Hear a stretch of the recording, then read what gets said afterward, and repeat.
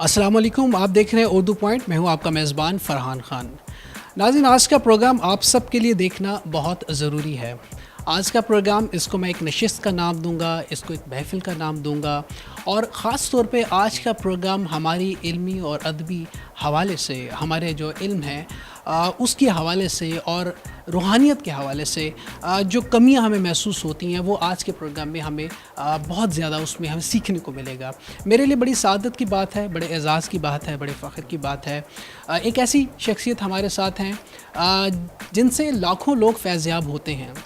उनकी मोहब्बत से और उनकी फ़ैज़ से हज़ारों लोगों को फ़ैज़ मिलता है। आज हमारे साथ जनाब सैयद सरफ़राज़ शाह साहब मौजूद हैं। सर, अस्सलाम वालेकुम। वालेकुम अस्सलाम। सर, बहुत बहुत मशकूर हूँ आपका मैं, आपने हमें अपना कीमती वक्त अता किया। और सर, मौजूदा दौर के अंदर सोशल मीडिया जो है हमारी ज़िंदगियों में बहुत तेज़ी से बढ़ता जा रहा है और नौजवान नस्ल इससे बहुत ज़्यादा मुंसलिक है। अच्छा सर, इस सोशल मीडिया की जो वायरल है, इसकी जो तेज़ी है और ख़ास तौर पर नौजवान नस्ल जो इससे मुंसलिक है, उसमें हमने देखा है कि अदब व एहतराम वो ख़त्म होता जा रहा है और कम्युनिकेशन का जो लेवल है वो बहुत आप उसे कह लें कि बहुत शर्मनाक हो गया है। आप क्या समझते हैं कि हमें कौन से ऐसे इक़दामात उठाने चाहिए, मीडिया को भी और अहले इल्म हज़रात को भी, अहले दानिश हज़रात को भी, कि ये जो कम्युनिकेशन लेवल है और अदब व एहतराम का जो फुक़दान है उसको दूर करने के लिए कौन से ऐसे इक़दामात उठाने की ज़रूरत है? इसका अगर मैं एक लफ्ज़ में जवाब दूँ, वो तो है कि बच्चों की तरबियत। हमारे यहाँ with the passage of time social setup तब्दील हुआ है हमारा, और हमारे यहाँ अब वालिदैन के पास टाइम नहीं रहा कि वो बच्चों की तरबियत कर पाएँ। दूसरा, हमारे यहाँ एक और तब्दीली आई, वो थी हमारे यहाँ वैल्यूज़ की तब्दीली। आज से अगर आप 60 साल 70 साल पहले वापस चले जाएं, तो वहाँ हम देखते हैं कि वहाँ मटेरियल गेन्स की अहमियत वो नहीं थी जो आज हो गई है। फिर आज से 50 साल 45 साल पहले चले जाइए तो पता ही चलता है कि वो तब्दीली आ तो गई कि मटेरियल चीज़ें हमारे यहाँ ज़्यादा अहमियत इख्तियार कर गई, लेकिन उस वक्त तक मॉरल वैल्यूज़ इस किस्म की थी कि वहाँ मॉरल्स और मटेरियल गेन्स ऑलमोस्ट इक्वल हो गए थे। लेकिन उसके बाद जो दौर आया है, उसके यहाँ उस दौर में मटेरियल गेन्स ही सब कुछ होते चले गए। अभी जो हम बच्चों को तालीम देते हैं, वो भी एक ख़ास डायरेक्शन में ओरिएंटेड होती है कि ऐसी तालीम हो कि बड़ा हो के ज़्यादा पैसा कमाने के लायक हो, बेहतर जॉब मिल सके। जब सूरत हाल ये हो जाएगी तो फिर एक कुदरती अम्र है कि हमारी नज़र बच्चों की अखलाकी तरबियत पर नहीं रहती। मुझे याद है एक ज़माने में, बहुत पुरानी बात है, मैं शायद उस वक्त क्लास 2 में पढ़ता था। हमारे घर पर सफाई करने वाले साहब तशरीफ़ लाए। मैं क्लास 2 में था। ऑब्वियसली एट बेस्ट मेरी एज 7 ईयर्स होगी। वो चूँकि उनका ताल्लुक़ फ़ौज से था तो थे तो मुसलमान। मैंने उन्हें सलाम नहीं किया तो मेरे सर के पिछले हिस्से पे जो थप्पड़ पड़ा है मुझे, वो आज भी मैं नहीं भूला, इस जुमले के साथ कि ये जो अभी घर में आए हैं ये तुमसे छोटे हैं, ये बड़े, तुमने सलाम क्यों नहीं किया, और एक थप्पड़ पड़ा। अब ये تربیت کا ایک حصہ تھا، اور میں نے جیسے عرض کیا کہ اتنا وقت گزر جانے کے باوجود وہ تھپڑ میں بھولا نہیں کبھی، اور اب بے خیالی میں بعض اوقات عادتاً، حالانکہ مجھے معلوم ہے کہ شرعی طور پر منع ہے کہ میں کسی نان مسلم کو سلام نہیں کر سکتا، لیکن وہ ایسی عادت پختہ ہو گئی ہے کہ نان مسلم جب مجھ سے ملنے آتے ہیں تو سلام وہ میں غیر ارادی طور پہ بے ساختہ زبان سے السلام علیکم نکلتا ہے۔ اگر ہم اخلاقی تربیت بچوں کی نہیں کریں گے تو ہمارے معاشرے کی جو خوبصورتی تھی کہ یہاں بڑے کا احترام اور چھوٹے سے شفقت، وہ گہنا جائے گی، اور گہنا گئی ہے۔ ہم لوگ زور دیتے ہیں اسلام پر بہت، اور دینا بھی چاہیے بحیثیت مسلمان کے، لیکن اسلام کی تمام باتوں پر زور نہیں دیتے ہم۔ دو چار چیزیں ہیں جس کے اوپر ہمارا تمام ایمفیسس ہوتا ہے، حالانکہ باقاعدہ ایک حدیث ہے کہ جس میں بڑے کا احترام اور چھوٹے کے لیے شفقت نہیں ہے وہ ہم میں سے نہیں۔ الفاظ مختلف ہو سکتے ہیں لیکن اس کا لب لباب یہ ہے۔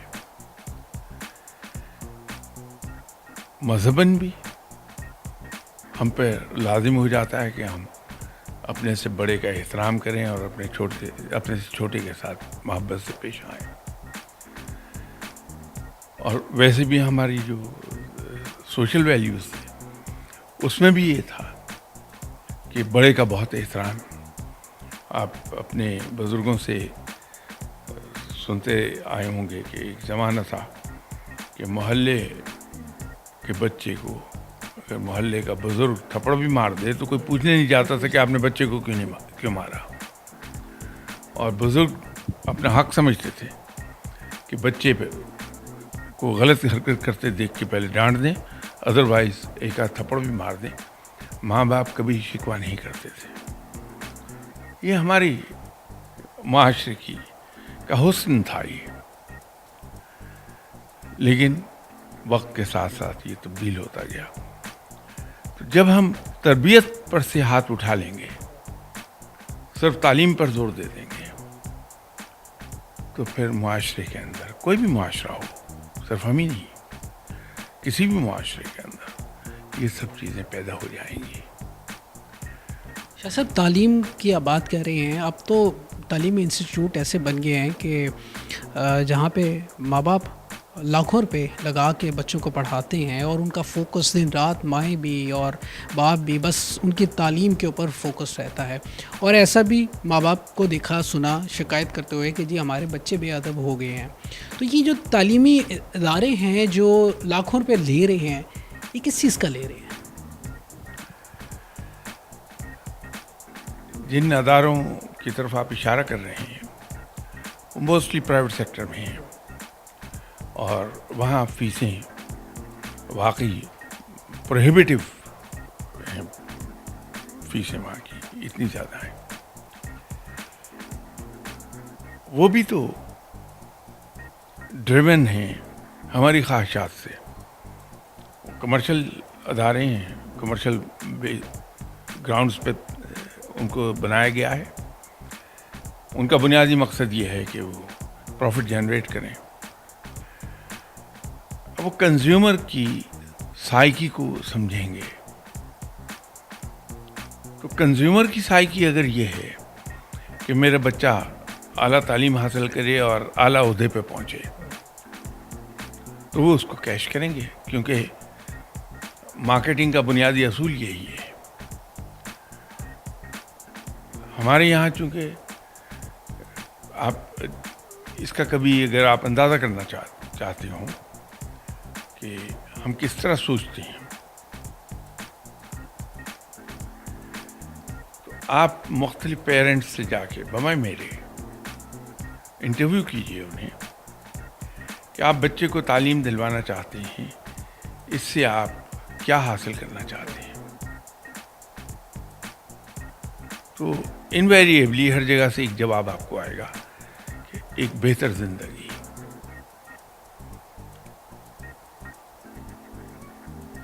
کوئی بھی شخص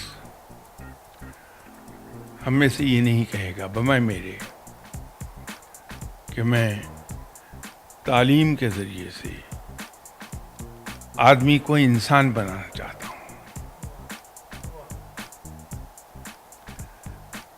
تو آبجیکٹیوز کی بات ہے. ساری بات آبجیکٹیوز کی ہے. شاہ صاحب، چونکہ آپ نے جیسے فرمایا کہ تربیت دی جاتی تھی آپ کے بڑے آپ کو اور سب بڑے بزرگ جو پہلے وقتوں میں ایسا ہوتا تھا، تو اب کیا وجہ ہے کہ اب وہ تربیت کا فقدان اب کے ماں باپ میں ویسا کیوں نہیں ہے؟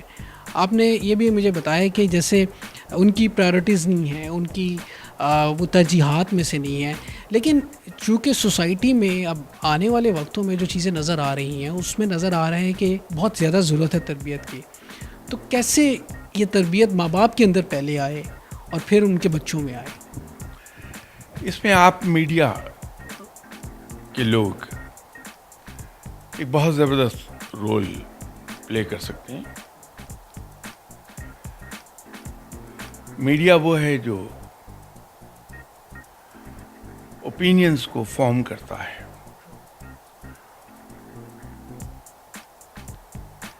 اگر ہم راؤنڈ دی کلاک مائنس جو نیوز کا ٹائم ہوتا ہے وہ سیاسی ٹاک شوز چلانے کی بجائے ہم صرف ایک تہیہ کر لیں کہ ہم اپنے ٹی وی پر 24 گھنٹے میں سے 1 گھنٹہ سوشل سروس کو دے دیں گے. اور وہ سوشل سروس کیا ہوگی کہ ہم لوگوں کے اندر ایک ایسی اویئرنیس پیدا کریں کہ ہم جا کدھر کو رہے ہیں. ابھی ہمارے یہاں ایک چیز ہے،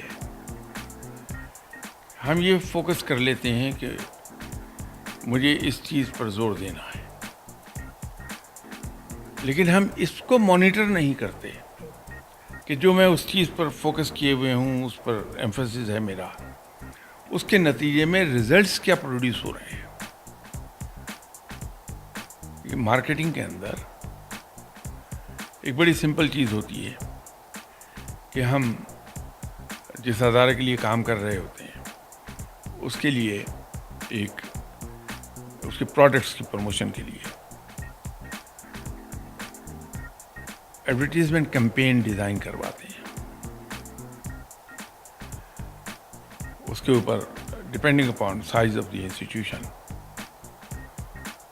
50 کروڑ روپیہ، 70 کروڑ روپیہ یا ایون 1 بلین روپیز وہ کیمپین کے لیے ہم سال کے بجٹ میں مختص کر دیتے ہیں.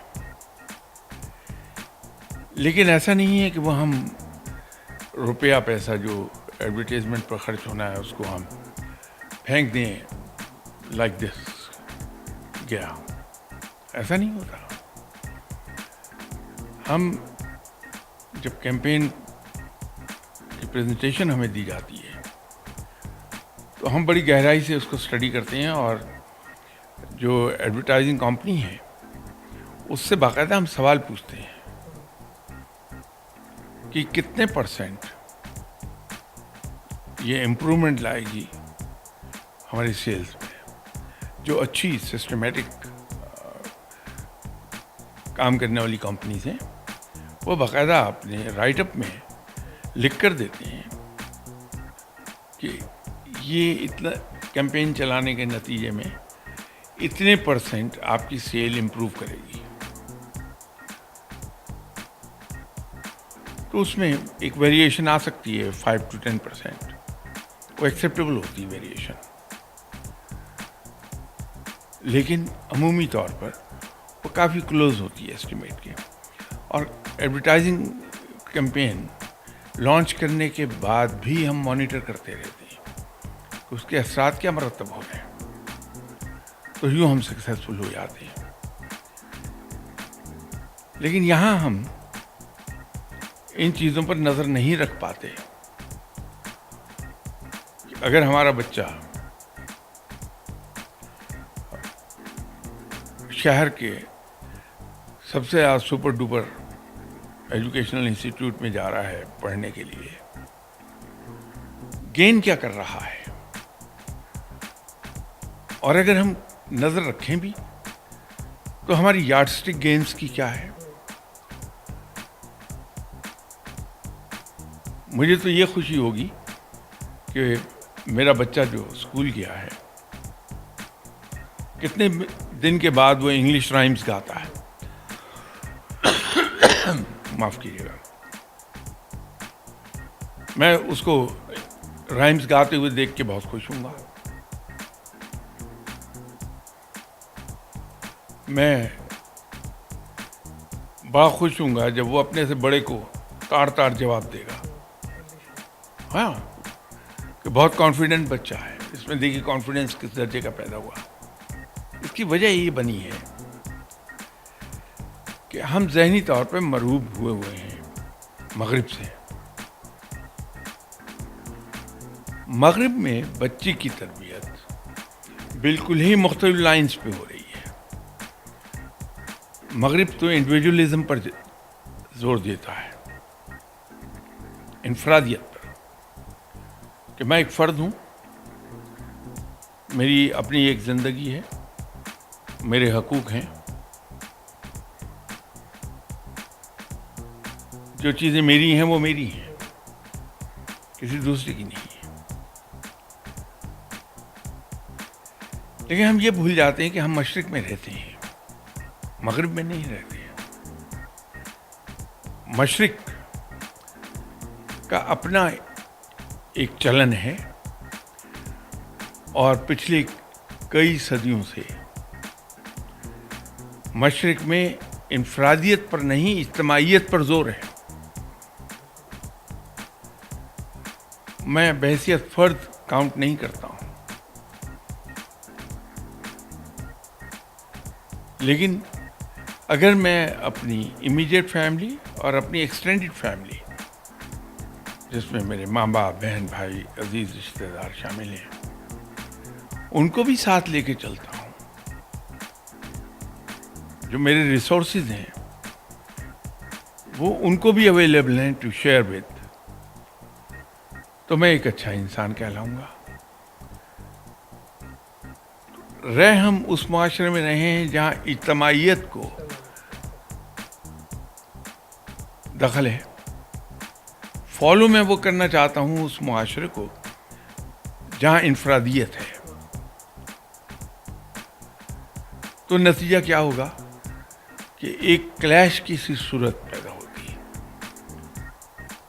جہاں کلیش ہوتا ہے، جہاں فرکشن ہوتی ہے، وہاں ہیٹ جنریٹ ہوتی ہے، اور ہیٹ جلاتی ہے، آپ کو سہلاتی نہیں ہے.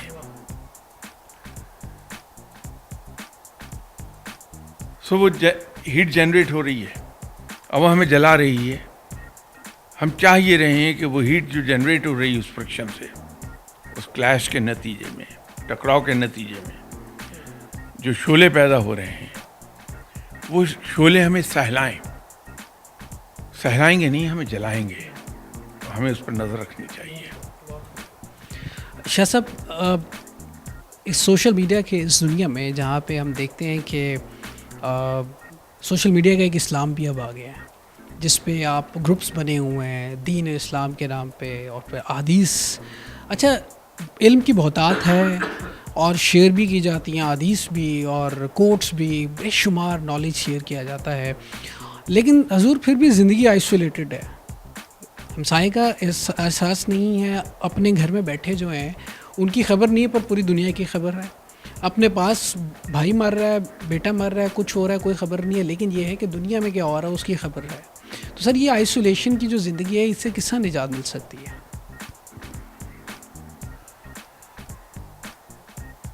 جب، یا یوں کہیے، جس معاشرے میں لفاظی پر زور آ گیا اور عملیت سے دور ہو گئے، وہاں زوال آتا ہے.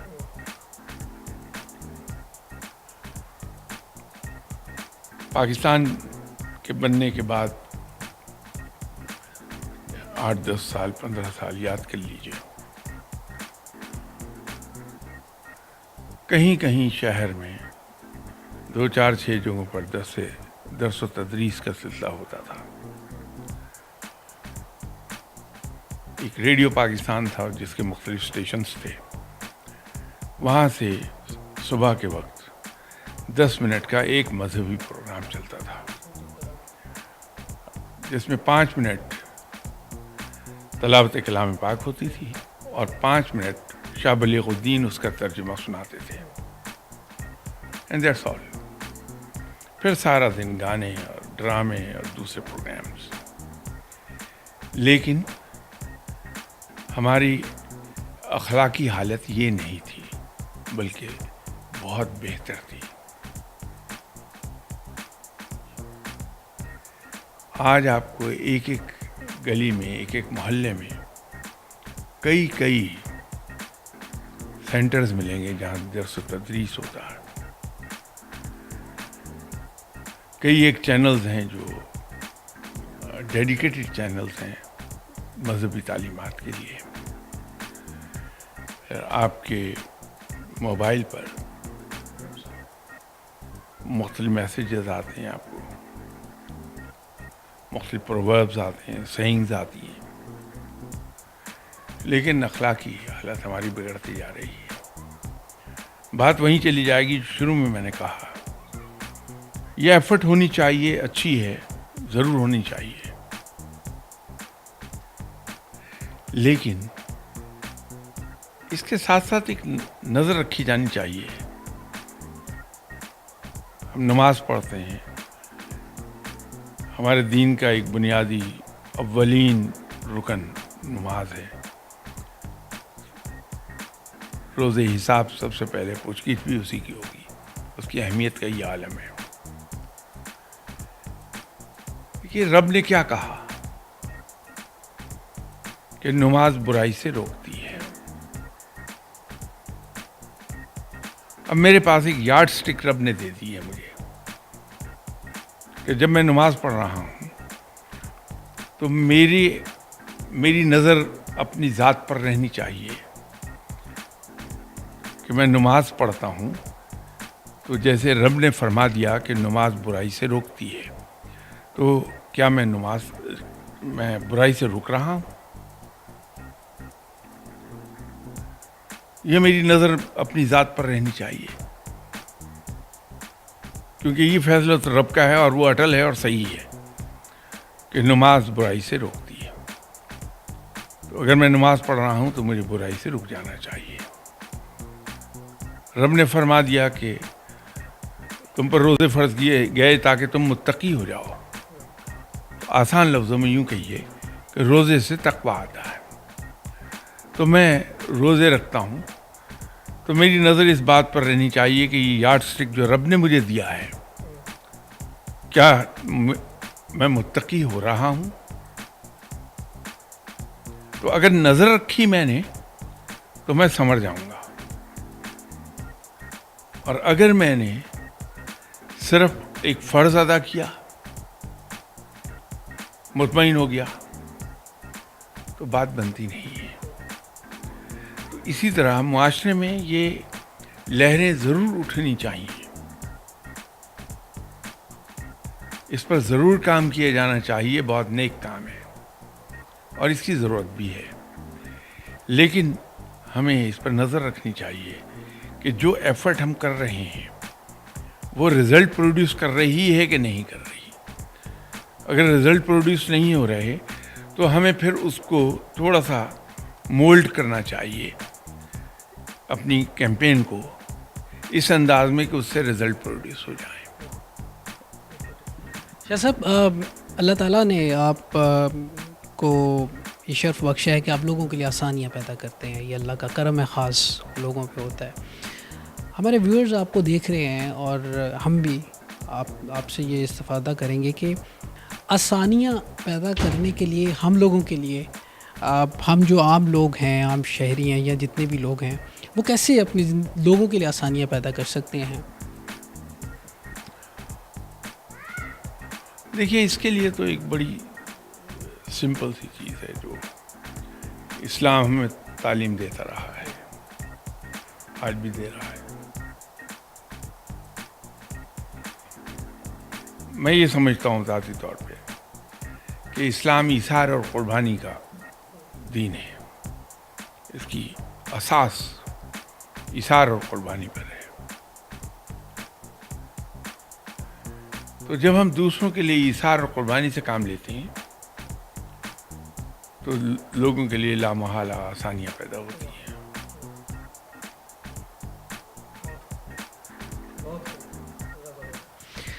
حضور ہمارے دیکھنے والوں کے لیے کوئی پیغام؟ سب پیغام تو وہ آدمی دے سکتا ہے جو دوسروں سے بہتر ہو. جو دوسروں سے کمتر ہے وہ پیغام کیا دے گا؟ تو یہی ایک پیغام سمجھ لیجیے. آپ کا بہت بہت شکریہ حضور, آپ نے ہمیں ٹائم عطا کیا. آپ لوگوں نے گفتگو سنی سرفراز شاہ صاحب کی, اور اس ساری گفتگو کے اندر ہم سب نے اپنے حصے کی شمع لینی ہے. ہم نے اپنے حصے کا جو موتی ہیں ان کو چننا ہے, اور کوئی ایک بات اہل نظر, اہل دل, اہل محبت حضرات کی جو ہماری زندگیوں پہ اثرات مرتب کر سکتی ہے, ہماری زندگیوں کو بدل سکتی ہے. اللہ تعالیٰ ہم سب کو آسانیاں عطا فرمائے اور ہمیں آسانیاں تقسیم کرنے کا شرف بخشے. اپنے میزبان فرحان خان کو دیجیے گا اجازت. حیات باقی, ملاقات باقی. پاکستان زندہ باد.